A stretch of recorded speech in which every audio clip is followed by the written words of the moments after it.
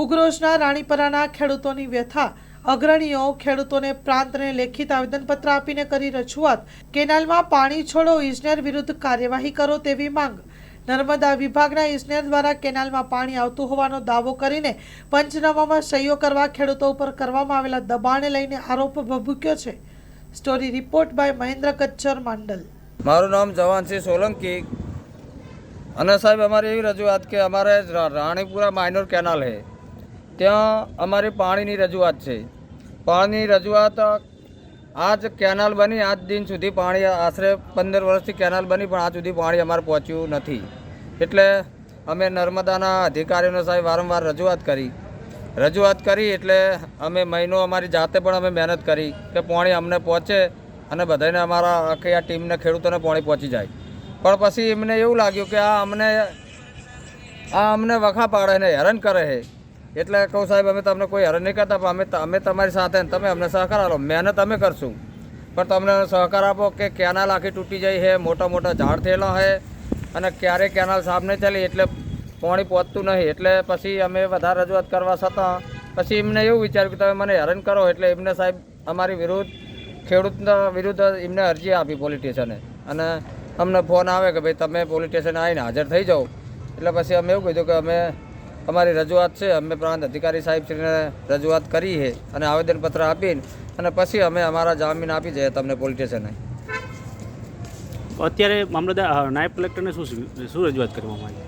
અમે રજૂઆત એવી કરી કે અમને છેવાડા સુધી પાણી પહોંચે અને કેનાલના જે અધિકારીઓને કહ્યા કે સાહેબ અમારા ઉપર ફરિયાદ કરી તમે એવું તો કહો કે આમના ઉપર આ અરજી જે કરી છે પાછી ખેંચી લેવી જોઈએ। અમે રજૂઆત કરીએ તો ક્યાં રજૂઆત કરીએ? અધિકારીને રજૂઆત કરી ત્યાં નર્મદાના સાહેબને એટલે એમને પોલીસ કેસ કર્યો। આજ અમે અહીંયા આવેદનપત્ર પ્રાંત સાહેબને આપવા આવ્યા। ખેડૂતોનો મુખ્યત્વે પ્રશ્ન એ છે કે માંડલ તાલુકાનું ઉઘરોજપુરા ગામ છે। ઉઘરોજપુરા ગામનું પેટાપરું છે રાણીપુરા અને ખેડૂતોના કહેવા મુજબ 15 વર્ષ અગાઉથી વધારે સમયથી નર્મદાનું સિંચાઈનું પાણી ખેડૂતોને મળે તે માટે રાણીપુરા પેટાપરા સુધી ઉઘરોજથી એક માઇનોર કેનાલ બનાવવામાં આવેલી છે, પરંતુ આ માઇનોર કેનાલ બની ત્યારથી અત્યાર સુધીના સમયગાળામાં એક ટીપું પણ પાણી સમ ખાવા પણ ખેડૂતોને સિંચાઈ માટે પૂરું પાડવામાં આવ્યું નથી। એની રજૂઆત વારંવાર જવાનસિંહ અને બીજા અન્ય ખેડૂત આગેવાનો દ્વારા નર્મદા વિભાગમાં રજૂઆત કરવામાં આવે છે કે ખેતીનું અમારું જે અત્યારે રવિ પાક છે એ સિઝન ચાલે છે, એમાં અમારે સિંચાઈના પાણીની જરૂર છે તો અમને પાણી આપો। પાણી માંગવાથી ખેડૂતોને અધિકારી દ્વારા ધાકધમકી આપવામાં આવે છે। અધિકારી ઇજનેર જે છે નર્મદા વિભાગના એ એમની ઉપર ખોટી ફરિયાદ કરવાની ધમકી આપે છે। તેમજ આ બધી જ બાબતોને લઈને આજે ખેડૂત આગેવાનો સાથે ખેડૂતો દ્વારા સ્થાનિક લોકો દ્વારા નાયબ કલેક્ટર શ્રી વિરમગામને અમે લોકોએ લેખિતમાં આવેદનપત્ર આપીને જુદી જુદી 5 મુદ્દાની માંગણી મૂકી છે।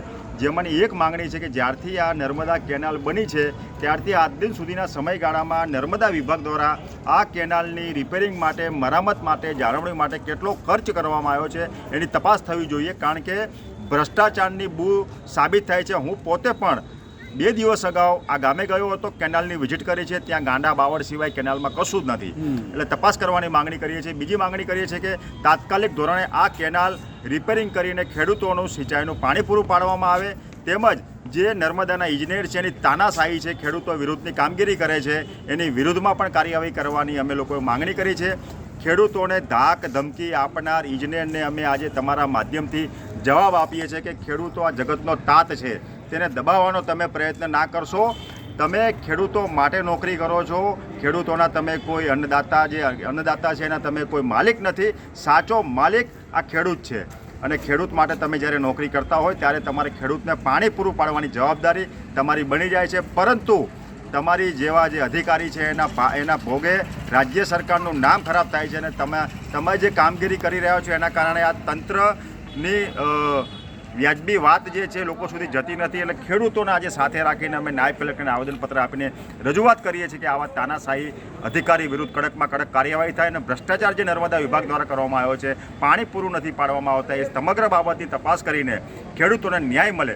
જો આગામી 15 દિવસમાં કાર્યવાહી કરવામાં નહીં આવે તો મોટી સંખ્યામાં માંડલ તાલુકાના ખેડૂત ન્યાય સભા યોજીને પોતાનો આક્રોશ ઠાલવશે। તેની સંપૂર્ણ જવાબદારી સંબંધિત અધિકારી અને વિભાગની રહેશે તેવી આજે અમે રજૂઆત કરી છે. હેલો ભુજ, તો કેમ છો તમે?